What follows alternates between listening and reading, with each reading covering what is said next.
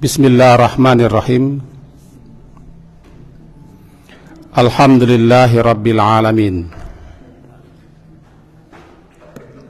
alladzi ahyana ba'dama amatana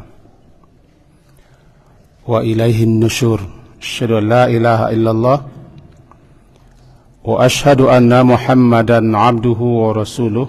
Allahumma salli ala Muhammad wa ala ali Muhammad. Melanjutkan kajian kita memahami firman Allah Ta'ala, surat Al-Furqan, surat yang ke-25. Pada pagi hari ini masuk kepada ayat yang ke-13. Al-Furqan surat ke-25 masuk kepada ayat yang ke-13. A'udzu billahi minasyaitonir rajim. Bismillahirrahmanirrahim. Wa idza ulqu minha makanan dayiqa muqarranin da'u hunalika thubura la tad'u al-yawma thuburan wahida wad'u thuburan katsira qul adhalika khairun am jannatul khuld allati u'ida al-muttaqun kanat lahum jazaa'an wa masira lahum fiha ma yasha'una khalidin kana ala rabbika wa'dam mas'ula. Sampai di situ. Keringkasan kajian kita yang lalu, pertama, berbagai macam tudingan dan tuduhan, ejekan dan olok-olokan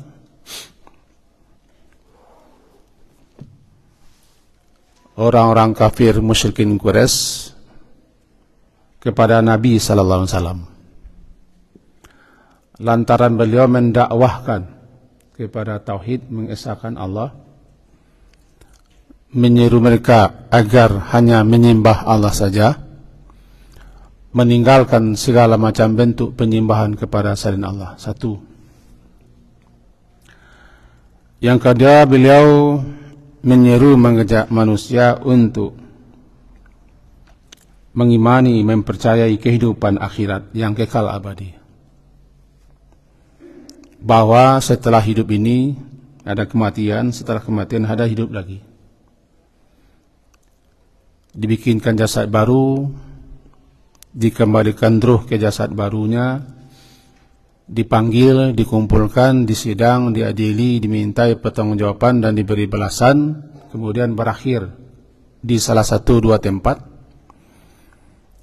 Jika enggan masuk ke dalam surga, maka terpaksa dengan keadilan Allah dia masuk ke neraka.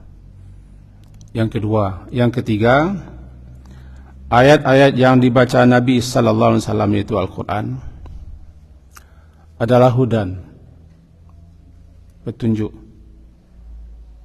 Sekedar membaca-baca saja tidak ada orang marah. Orang kafir Quraisy, musyrikin Makkah, kalau hanya Nabi membaca-baca saja, mereka tidak marah. Apalagi bacanya sekedar mencari fadilah, keutamaan, pahala dan ganjaran, tidak masalah. Yang masalahnya nanti dia dijadikan petunjuk, dijadikan pegangan. Di situ ada syariat yang mesti dilaksanakan. Ini baru. Sehingga Nabi dituduh dengan berbagai macam tuduhan. Puncaknya beliau dituduh orang gila. Di samping beliau dituduh sebagai syair, penyair, Quran itu adalah syair, beliau dituduh adalah penyihir dan Al-Quran adalah sihir. Beliau dituduh tukang cerita-cerita, dongeng-dongeng orang dahulu kala, muhtarin. Dan Al-Quran itu mereka tuduh asatirul awalin, dongeng-dongeng, kisah-kisah purbakala. dan berbagai macam tudingan. Kemudian ejekan terakhir mereka, Nabi Muhammad itu kalau memang Nabi, kenapa dia jalan-jalan di pasar? Kenapa butuh makan minum segala? Kalau memang iya, kenapa tidak diturunkan kepadanya kebun-kebun yang subur? Kehidupannya mewah? Atau kenapa tidak diturunkan malaikat untuk memperkokoh, memperkuat kenabian dan kerasulannya, dan seterusnya. Ini semua adalah elak dan alasan. Tapi bagaimanapun orang, dan siapapun orang, makar apapun yang hendak dilancarkannya untuk mematahkan Al-Quran, tidak bisa. Karena adalah sudah jaminan. Tetapi memahami isinya bisa saja dikelok-kelokkan, dipaling-palingkan oleh orang. Yang tidak bisa dirubah adalah teks ayatnya, itu jaminan. Cepat tahu, cepat ketahuan. Tapi di para pemahaman keliru, pemikiran sesat, itu mungkin saja ada. Dan itu yang dilancarkan oleh mereka-mereka sampai sekarang ini. Akhirnya, jika Allah berkehendak, bisa saja, gampang dan mudah bagi Allah untuk menganugerahkan kepada Nabi kebun-kebun yang indah, yang luar biasa, istana-istana yang megah. Tapi Nabi tidak memilih itu. Ketika turun Jibril atas izin Allah menawarkan kepada beliau, apakah beliau ingin jadi raja seperti Nabi Sulaiman? Semuanya beliau dapat, beliau boleh. Atau beliau memilih hidup sederhana. Beliau pilih sederhana. Biarlah nanti di akhirat saya memperoleh segala-gala, kata beliau. Ini ayat kemarin. Kemudian sekarang kita masuk. Ayat ke-10-nya berbunyi, ke-11-nya berbunyi kan bal kadzabu bisa'ah. Sebenarnya mereka mengingkari, menolak adanya kehidupan akhirat. Dan kami telah sediakan untuk mereka-mereka ini berbagai macam azab dan siksa. Nah, sekarang kita masuk kepada ayat yang ke-12, ke-13-nya. Karena ini lanjutan, tentu kita jemput kaji yang kemarin sebentar. Seperti yang kemarin ini, sebentar, bahwa ketika neraka dinampakkan, wa burrizatil jahimu liman yara, dinampakkan dengan jelas. Burrizat, bariz, nampak, jelas, nyata, terang. Dinampakkanlah neraka jahim atau jahanam itu. Lalu neraka melihat mereka dan mereka melihat neraka. Di ayat ke-12 dikatakan idza ra'athum, idza apabila ra'at, melihat, yang melihat di situ adalah neraka jahanam. Apabila ra'at, melihat neraka jahanam itu, siapa yang dilihatnya? Mereka. Mereka siapa? Itu mereka yang kafir, yang musyrikin, yang di hidup dunia mereka tidak percaya, tidak yakin. Termasuk siapa saja yang seperangai, sewatak, setingkah laku dengan mereka. Mim makanin ba'id, dari jarak yang amat sangat jauh. Dalam tafsir yang saya bawa ini, kata As-Sabuni, dari sejauh jarak 50 alfasana. Ketika neraka itu melihat mereka, sejarak 500, sejarak 500 tahun perjalanan kuda. Dan ketika itu neraka sudah menampak mereka. Kita tidak dapat memperkirakan perjalanan kuda satu hari sejauh mana. Ya. Sekarang 500 tahun perjalanan kuda. Neraka itu sudah dapat melihat mereka. Di mana neraka itu dihadirkan, didatangkan ke mahsyar dengan 70.000 tali kendali. Hadis sahih Muslim. satu tali kendali dipegang oleh 70.000 malaikat. Kenapa? Karena neraka itu marah, geram. Apa yang membuat neraka marah dan geram? Melihat mereka ini. Mereka yang angkuh, yang sombong, yang menolak. Yang menolak untuk beriman, menolak untuk jajak kepada kebenaran, menolak untuk menempuh jalan lurus ketika di dunia dulu.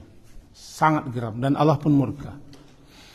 Dalam surat Ghafir dikatakan kemurkaan Allah ketika mereka menolak seruan itu luar biasa. Akbaru mim maktikum. Lebih dahsyat, lebih hebat marahnya Allah daripada marahnya kamu kepada diri kamu sendiri. Begini ya. Dijelaskan dalam surat ke-40 surat Ghafir. Gini, saya ringkas saja. Ketika mereka si kafir, si musyrikin dan orang yang sama perangai sikapnya dengan mereka, diperlihatkan, dipertontonkan akibat kekafiran, kesyirikan mereka berupa azab dan sisa serta neraka. Kemarahan mereka, kebencian mereka kepada diri mereka sendiri sangat luar biasa.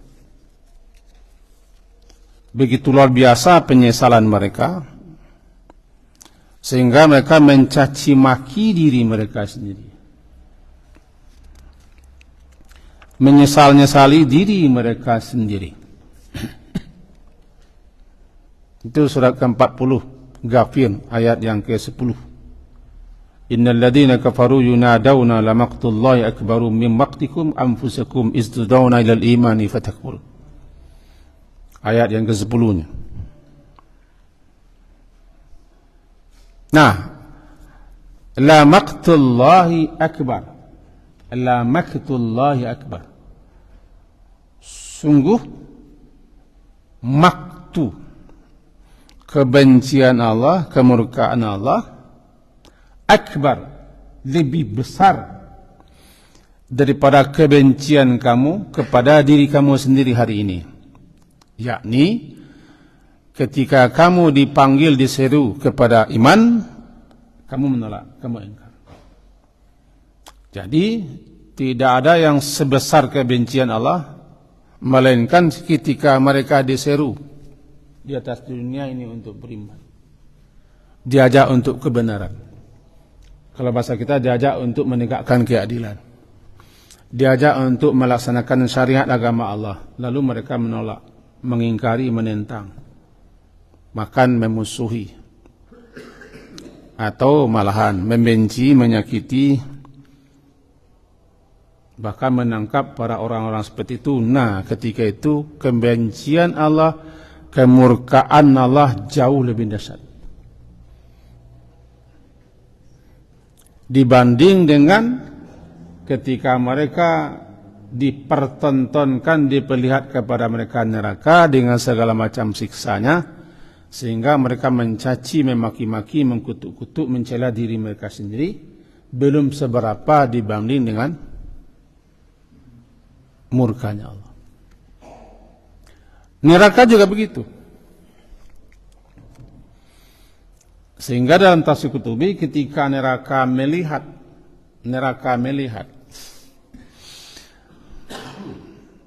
cecunguk itu nanti di akhirat, masih di mahsyar,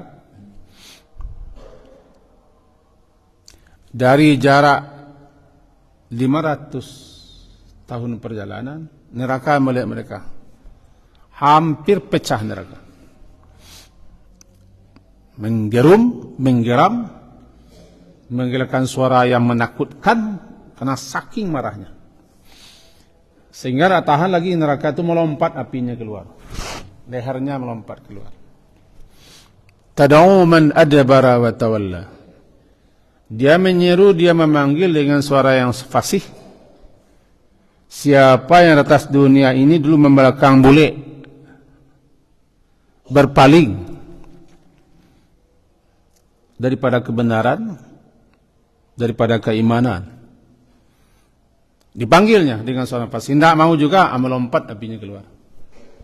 Itu jelas dinyatakan dalam ayat dan tafsir. Melompat apinya keluar, mematu, mencokok paja-pajaku. Angku dulu nak kadang-kadang cokoknya keluar. Leher api.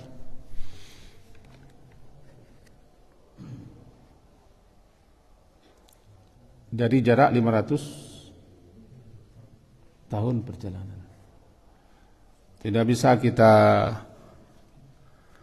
gambarkan berapa jarak itu. Dan dia waji'a bi jahannam, didatangkan jahannam itu di dalam surah Al-Fajriyah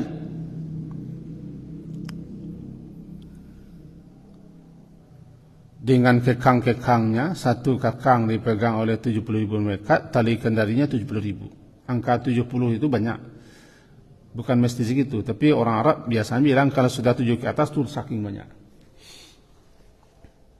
Menariknya dikatakan oleh para ulama dalam kitab-kitab mereka, kenapa perlu tali kendali? Di logikanya di dunia ini gunanya tali kendali supaya jangan lepas. Makin banyak talinya, makin banyak pemegangnya, tanda kuat itu, tanda hebat. Maka digambarkan neraka itu seperti itu. Kita juga tidak diberitahu kira-kira sosok malaikat yang memegang tali kendali itu berapa besarnya.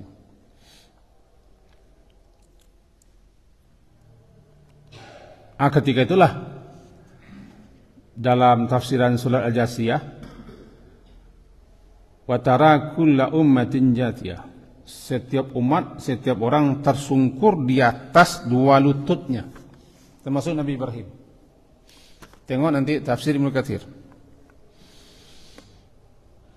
Engkau lihat betapa mengerikan, betapa dasarnya. Tara kulla ummatin, setiap orang, setiap umat, setiap kaum, setiap kelompok orang, jathiyah, tersungkur di atas dua lutut. Kapan itu terjadi? Ketika neraka itu menggerum. Idza ra'atuhum min makanin ba'idin sami'u laha tagayyuz wa zafira. Tagayyuz ayat ke-12, tagayyuz marah yang sudah sampai ke puncak. Zafir suara lengkingan yang dari dalam, bagaikan tarikan napas menahan marah, lengkingan dahsyat, zafir. Ketika neraka seperti itu, semua yang ada di mahsyar jatuh di atas dua lututnya, termasuk Nabi Ibrahim. Beliau adalah teman Allah, imam. Kalaulah beliau begitu, bagaimana keadaan kita? Nah, ketika itu tidak ada gunanya menyesal. Rabbana absarna sami'na farji'na na'mal salihan inna muqinun. Tidak ada gunanya. Yakin ketika itu, percaya ketika itu, sudah tidak ada gunanya lagi. Yakin percaya itu ketika belum nampak, ketika belum merasakan, baru guna. Tiba ayat yang dibaca oleh Ustaz Imam kita tadi di rakaat kedua kan, wahum yastarikhuna fiha, mereka berteriak-teriak dengan sedasat-dasat, sekeras-keras suara. Bahasa awaknya memanah, tapi lah habis waktu memanah. Ini terarah kepada si kafirin, si musyrikin, si zalimin, si fasikin, si mujrimin, dan orang yang selepel, setara perangai, tingkah laku, sikap, tindakan mereka. Walaupun mereka tidak orang kafir, tidak orang Quraisy, tapi kalau sudah sama perangainya, dah masuk situ. Nah, ayat ke-13-nya sekarang.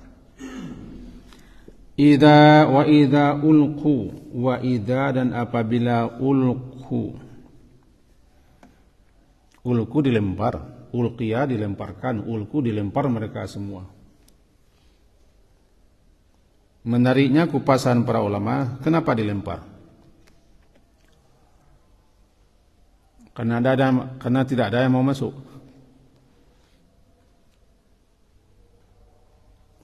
Setiba di pinggir jurang neraka itu, mana ada yang mau melompat ke dalam? Saya mengaku salah, mengaku. maka dengan tulus saya masuk kolam. Mana ada? Di atas dunia saja ketika tangannya dibelenggu ditarik ke penjara sudah berontak.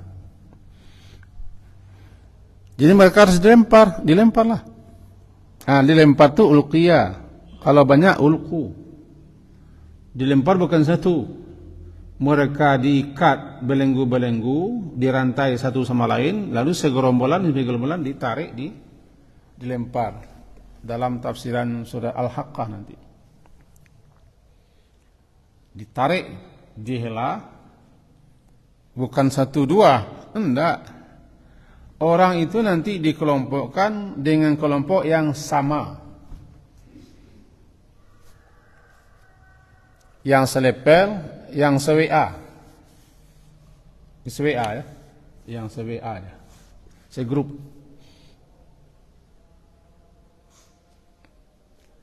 Kita sudah hafal ayatnya. Wasiqal ladzina kafaru ila jahannama zumara. Zumara itu bukan satu. Jamak itu. Kalau satu kelompok zamrah, kalau zumara banyak. Banyak sekali dilempar. Ada yang didorong, namanya yud'a'u ila nari jahannama da'a. Ada yang dibuang. La yumbadanna fil hutama. Kan macam-macam caranya. Dengan catatan tidak satu pun yang dilempar, dibuang, didorong atau apa segala macam sebelum mereka itu ditanya. Ini sifatnya untuk melecehkan dan mengolok-olok. Tidak satu pun yang akan masuk neraka, mereka ditahan dulu di pintunya. Ditanya, alam ya'tikum, itu tanyanya. Ketika itu semuanya mengaku bahwa telah pernah datang kepada mereka nabi atau rasul atau pemberi peringatan atau yang menyambung tugas dakwah rasul, ulama. Kalau rasul, alam ya'tikum rusulun. Kalau lain, alam ya'tikum nadhir. An-nadhir berlaku umum, kalau rasul khusus. Apakah tidak datang kepada kamu rasul? Taruhlah kami hidup tidak di zaman rasul. Sekarang apakah tidak datang kepada kamu nadhir? Nadhirun, pemberi peringatan. Tidak bisa mengelak. Baru ketika itu mereka mengaku fa'tarafu bidzambihim. Fa'tarafu, mereka mengakui bidzambihim, dosa-dosa mereka, dosa kekafiran mereka, kesyirikan mereka, kesemua mereka. Fasuhkan, amat jauhlah daripada rahmat Allah bagi mereka-mereka calon-calon penghuni neraka yang bernyala-nyala itu. Apabila mereka dilempar, ulqu minha, apabila mereka dilempar kepadanya neraka jahanam itu, makanan daiqa, makanan tempat daika yang sangat sempit. Kata Imam Al-Qurtubi dalam tafsir Al-Qurtubi jilid 1, ketika beliau menguraikan surah Al-Baqarah, dinukil sekian riwayat. Salah satunya kita ambil, bahwa jahanam itu punya jurang-jurang,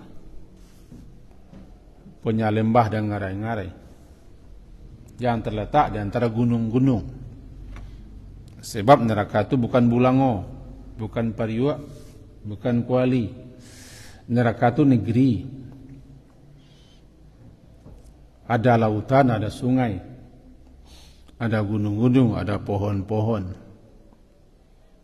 Tapi semuanya berupa sisa. Ada musim. Musim dinginnya namanya zamharira. Beku, betul-betul beku semua.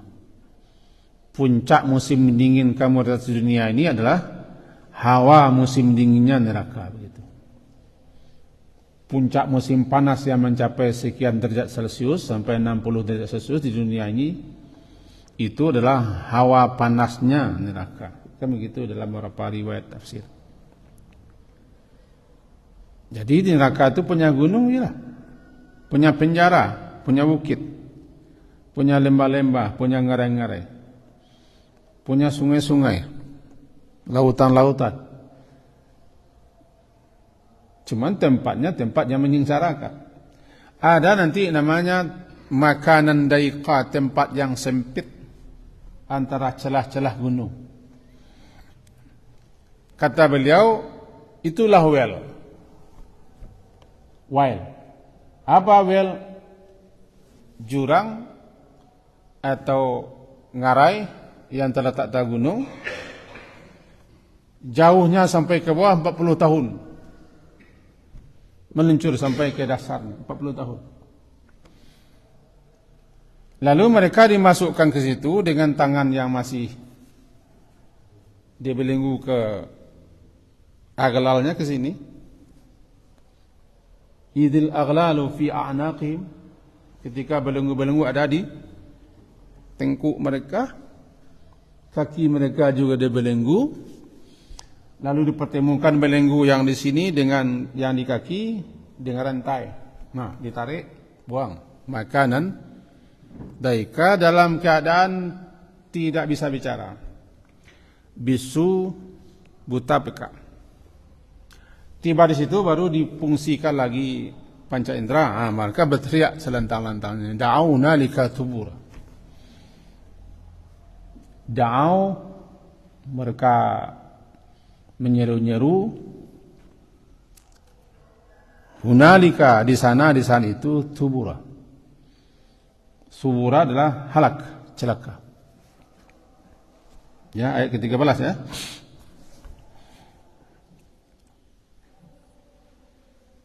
Da'au, mereka da'a,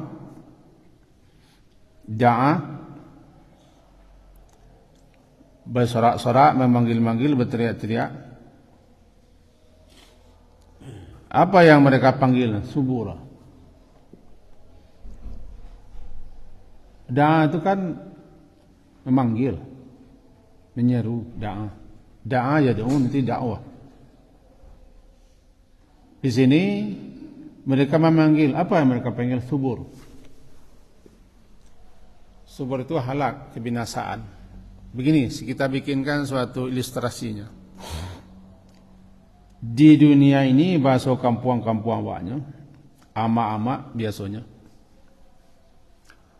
Kalau lah panik, lepas saya mencerit laku paja-paja. Bentulo lah panik lah mencerit udahnya, selama kau dibangga-bangganya, lepas saya nak ini. Nu minta mati tu. Mati selain kau nak di kalian gua. Kenapa dia minta mati? Mati dia ke sana dia pak kau, betul tak? Kenapa? Tidak sanggup menghadapi ini.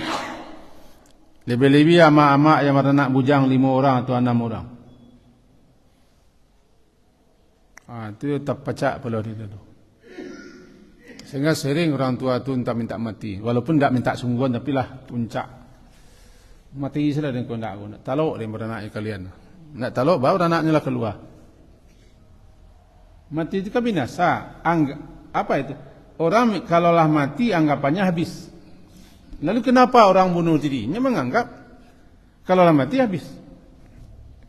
Karena di benak mereka tidak ada pemahaman bahwa setelah mati itu kesengsaraan. Lalu mereka bunuh diri, gantung diri, nyayat dadi, atau minum sesuatu. Mereka anggap kalau sudah mati, terjun dari lantai atas, mati habis. Tidak. Dalam Islam tidak.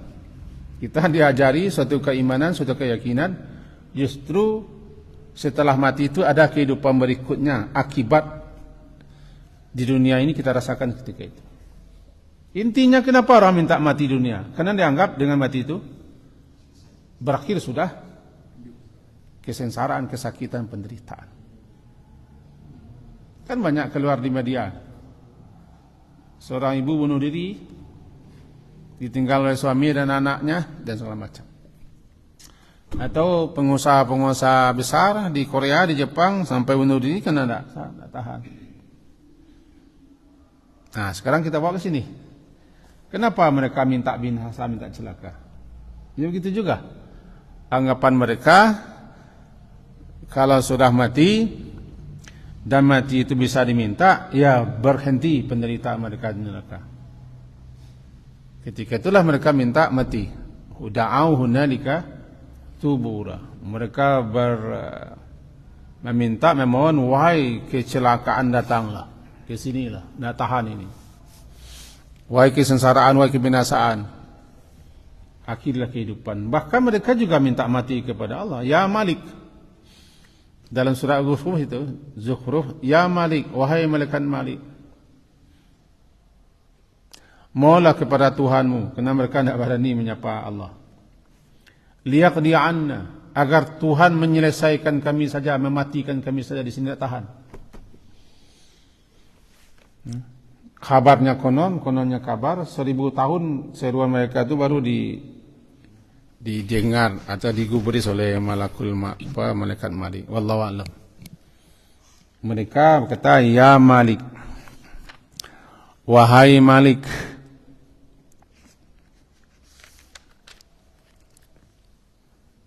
bermohonlah, mintalah engkau kepada Tuhan engkau, ya Malik, agar Tuhanmu itu menghabiskan, menyelesaikan kami, mematikan kami saja, hendak tahan.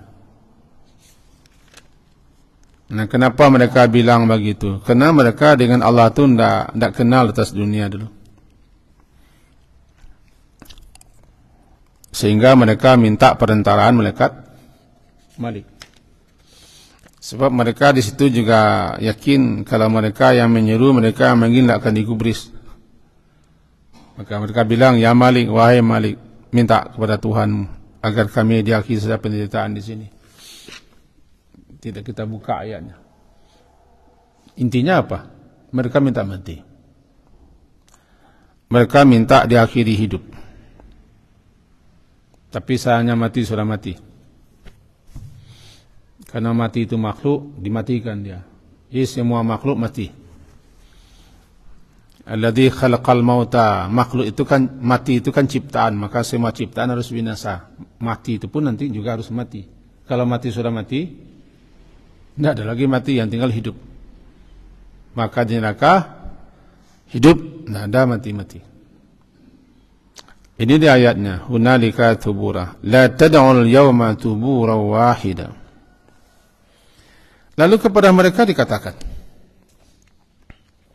ada yang memahami, yang mengatakan ini malaikat penjaga neraka yang disebut dengan Zabaniyah. Ada juga yang mengatakan Allah. Tapi saya lebih cenderung memahami ini kata malaikat. Tentu atas perintah Allah. La tad'u, kalian atau kamu jangan meminta. Jangan meminta hari ini, saat ini, ketika ini. Subura wahida, kebinasaan satu kali saja. Artinya jangan sekali saja minta. Wada'u suburaun katsira, tapi mintalah kebinasaan berulang-ulang dan banyak kali. Kenapa? Azab itu bukan segini saja. Azab itu akan terus bertambah, terus bertambah. Falan nazidakum illa azaba, tidak akan ditambah melainkan bertambah hebat azabnya. Untuk itu kalau mau teriak, teriak saja. Minta binasa, minta mati, teriak saja. Jangan sekali, berkali-kali. Ini gambaran yang menakutkan. Makin tahu kita neraka dengan segala macam siksanya, makin menambah kita untuk mendekat kepada Allah agar kita dipelihara, dijaga. Itu pentingnya kita mempelajari siksa-siksa itu agar kita jangan melecehkan ancaman-ancaman. Makin tahu kita, tentu makin bersungguh-sungguh kita minta lindung kepada Allah daripada neraka. Ketika kita membaca waqina adzabannar, tentu makin hebat. Atau Rabbana srif anna adzabannar, tentu kita baca makin bersungguh-sungguh. Atau ajirna minan nar, bukan hanya sekedar dibaca, tapi tahu kita ini. Untuk dikatakan la tad'ul yawma thuburan wahida wad'u thuburan katsira.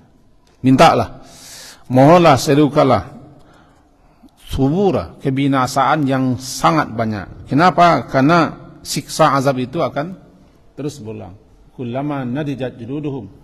Setiap kali daging kulit mereka masak matang melepuh, diganti dengan kulit yang baru.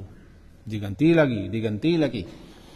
Pergantian itu dalam satu saat 100 sampai 120 kali. Pergantian daging dan kulit itu dalam satu saat 100 sampai 120 kali dengan ketebalan kulit 40 sampai 60 hasta. Satu hasta segini. Setengah meter ada. 60 hasta 30 meter ketebalan kulit penghuni neraka. Catatannya penghuni neraka itu nanti akan dibesar tubuhnya,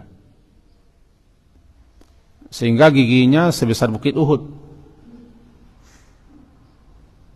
Saya tidak tahu apakah itu 1 gigi atau 32 gigi. Sehingga dikatakan dalam sebuah riwayat, wallahu alam, jarak antara ini 1 tahun perjalanan. Tentu bagaimana pula sosok malaikat. Dan itu digambarkan neraka tidak pernah penuh. Hal min mazid. Mesti ada ketambahan-tambahan. Berarti lapang sekali neraka. Baru sempit ketika Allah menghantamkan kakinya. Itu neraka. Jadi ketebalan kulit yang demikian tebal, pergantiannya sampai 100 mencapai 120 kali dalam satu saat. Betapa hebat su'ur sa'irnya. Sehingga dikatakan dia sa'ir, terus bernyala. Apabila khabat, agak redup saja, zidnahum sa'ira, ditambahkan nyalanya lagi. Maka bernama dia sa'ir. Sa'ir itulah tempat iblis. Karena iblis mengajak orang ke sa'ir. Dalam surat Fatir, liyakunu min ashabi sa'ir. Iblis mengajak pengikut-pengikutnya agar bersama-sama dia di sa'ir itu. Jadi ayatnya bilang, ya kalau kamu ingin berteriak, teriak aja terus, tidak akan digubris. Yastarikhuna fiha. Istirah, berteriak sehabis-habis suara. Rabbana, Rabbana, begitu. Akhrijna, keluarkan kami, nak tahan. Akhrijna, na'mal salihan. Ini imam, tidak tahu kita imam kemana. Jadi orang-orang nanti di jahanam itu minta keluarnya bukan keluar neraka, keluar kembali ke dunia untuk bisa beramal saleh. Di 5 tempat orang-orang setelah mati sampai ke akhirat nanti minta kembali ke dunia, alasan satu cuma, na'mal salih. Tidak ada alasan lain. Mencelik rumah, mencelik anak, mencelik bini, mencelik perusahaan, tidak ada alasan. Alasannya cuma satu, supaya kami bisa beramal saleh. Bahkan minta tunda mati sejenak pun, yang minta tunda mati sejenak itu bukan orang kafir, orang beriman. Laula akhartani ila ajalin qarib itu orang beriman. Kenapa? Ayat di atasnya beriman. Ya ayyuhalladzina amanu la tulhikum amwalukum wala auladukum an dzikrillah. Ke bawahnya ayat 10-nya berbunyi begitu, anfiqu. Orang beriman sendiri minta ditunda kematian sejenak untuk bisa bersedekah, berinfak, beramal saleh. Ketika itu datang kesadaran diri bahwa yang ditinggal itu bukan punya dia, hartanya bukan punya dia. Nah, ketika itulah dia sadar ingin bersedekah, menambah sedekah. Itu orang beriman, minta tunda untuk bisa beramal saleh. Ya, alasan-alasan minta tunda, minta dikembalikan, minta dipulangkan, minta lakukan, alasannya sama semua. Dalam surat Sajadah juga begitu bunyinya, absarna wa sami'na farji'na na'mal salihan inna muqinun. Sebelum datang penyesalan itu,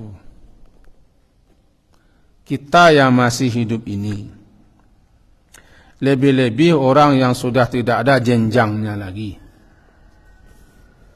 Kalau anak muda masih ada jenjangnya, nya remaja aja, nya lu muda le, orang muda nya lu dewasa le, orang dewasa alun tua le, orang tua jenjangnya le, ndak ada jenjangnya, ndak ada jenjang. Orang lah 60 kata itu ndak berjanjang le.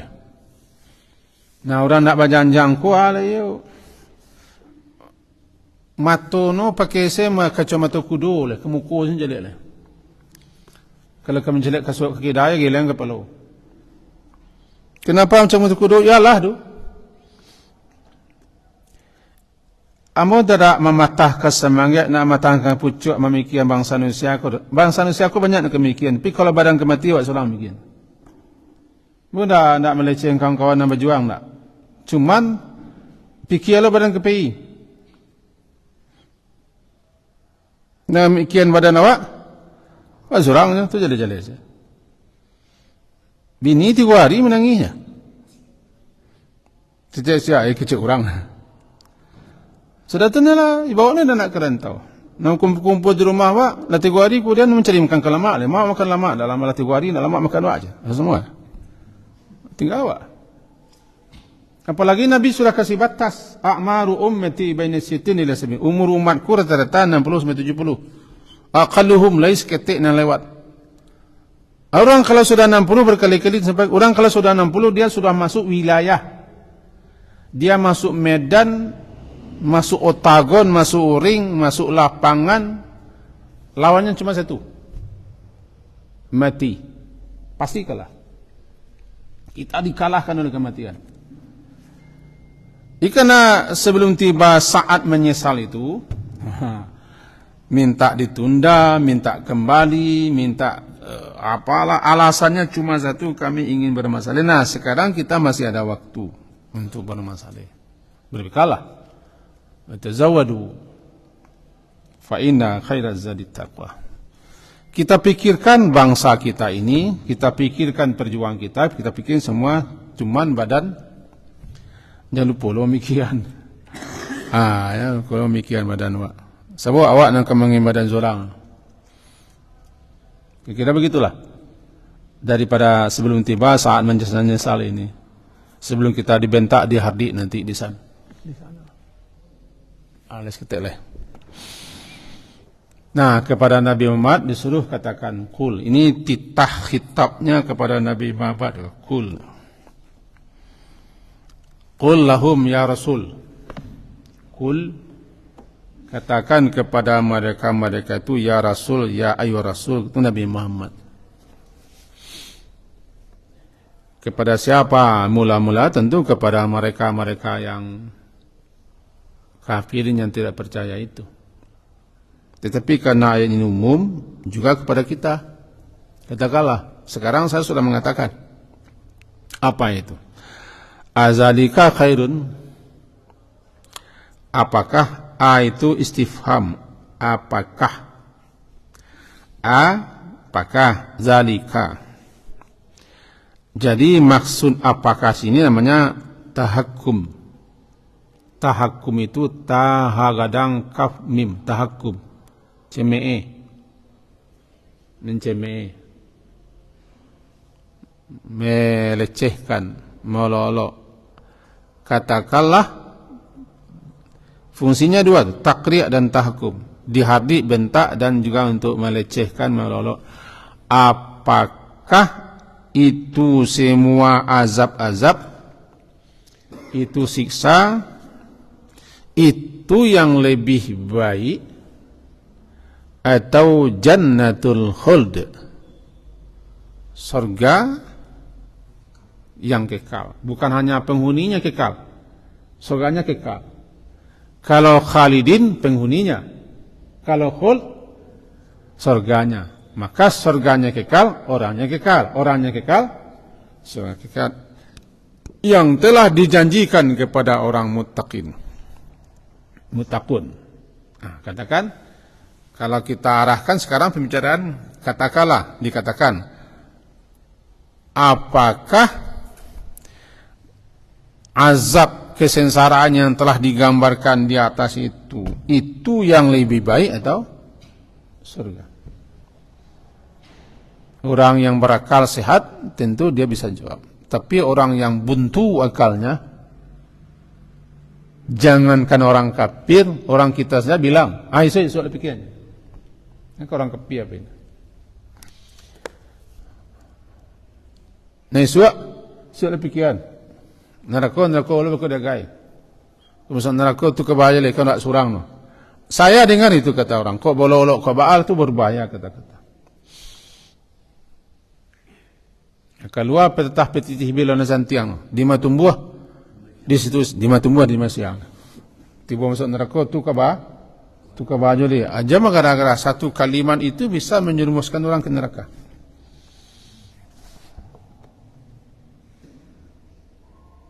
Gitu kan? Dikatakan kepada mereka yang seperti ini, bisa orang kafir, bisa orang mencemeh, bisa orang beriman. Orang beriman bertambah apa dia? Bertambah mantap keyakinannya, pelindungannya, penjagaannya, pemeliharaan dirinya, persiapannya. Kalau orang mencemeh, ya supaya mereka menghentikan cemehnya. Allah kabar orang kafir jelas itu.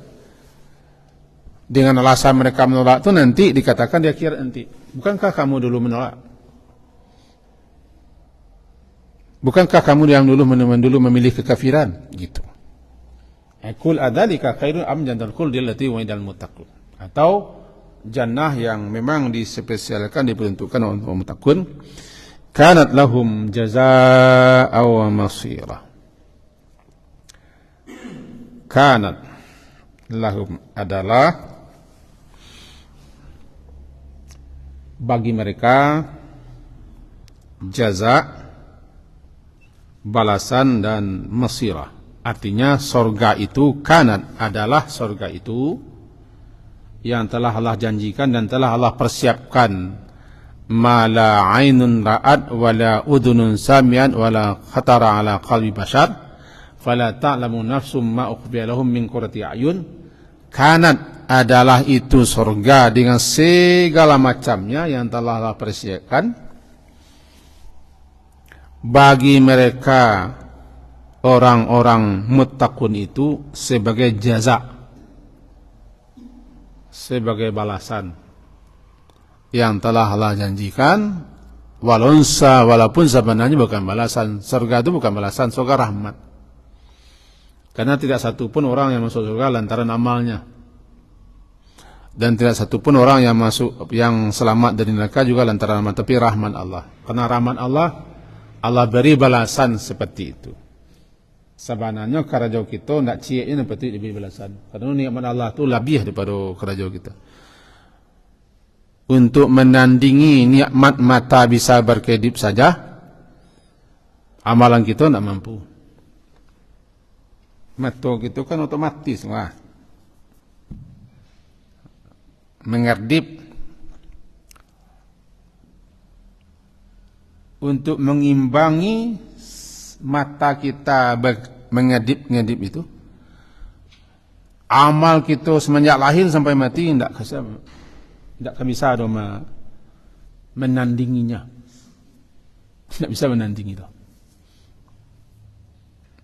Jadi sebenarnya ada amalan kita kan yang patut dibalik oleh Allah. Anggap balik. Cuman Allah yang Rahman Rahim itu menjanjikan seperti itu supaya semangat gitu. Orang kalau bahasa Sarawaknya kalau jariahnya menentang buliah, orang kalau ada buliah kan mau berjariah. Ampinang sebagai mau dipenjek nampak. Tampinang bagai mau dipenjek. Kenapa mau dia menjat? Ada buliah tu teh. Buliah itu buliah kau kan balasan namanya kau. Dikasihlah namanya surga itu balasan. Sebetulnya bukan balasan, surga itu rahmat. Tapi dengan cara begitu Allah merahmati hambanya, dikasih namanya balasan. Jazaa'a wa masira, sebagai tempat nan tampai pulang nasabana tampai pulang, tampai kembali nasabana tampai kembali surga. Karena kata Ibnu Qayyim Al-Jauziyah, moyang kita dari situ. moyang kita turun dari situ. Tidak dari bukit Seguntang, tidak dari bukit Guntang Mahameru ko. Karena lo Tambun Minang, kita ko keturunan orang Sinan, turun dari bukit Seguntang Mahameru. Tidak, moyang kita turun dari surga, bertugas ke dunia, ditugaskan ke dunia menjadi khalifah. Kalau kau pulang kalian ke rumah nenek moyang kalian, kau bekal, kau persiapan, kau kerja. Kalau lah kami layak pulang ke sini. Kalau tidak, masuk neraka. Ringkas ceritanya. Semoga demikian yang bisa kita sampaikan. Mudah-mudahan 1, 2, 3 ayat kita pelajari. Kita mendapat pelajaran dan petunjuk. Diakhiri, subhanakallahumma bihamdika asyhadu an la ilaha illa anta astaghfiruka wa atubu ilaik. Sallallahu ala Muhammadin wa ala alihi wa ashabihi ajma'in. Alhamdulillah. Assalamualaikum warahmatullahi wabarakatuh.